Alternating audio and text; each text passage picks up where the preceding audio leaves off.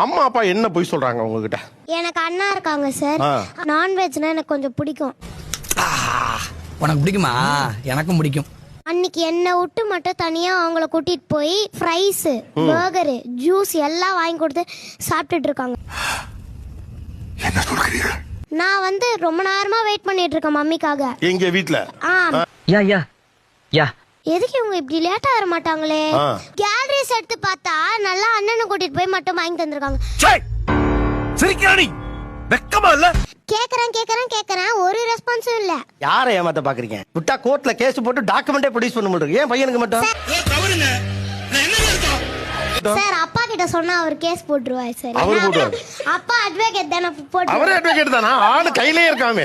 ஆனா என்ன பிரயோஜனம்? அம்மா ஜல்லிக்கு பிரயோஜனம்டா. சார் அன்னைக்கு ஃபர்ஸ்ட் டே ஸ்கூல் சார் என் சன்னுக்கு. அவன் அதனால ஃபர்ஸ்ட் டேன்றதுனால எனக்கு வாங்கி கொடுங்கம்மா அப்படின்னு சொன்னான்.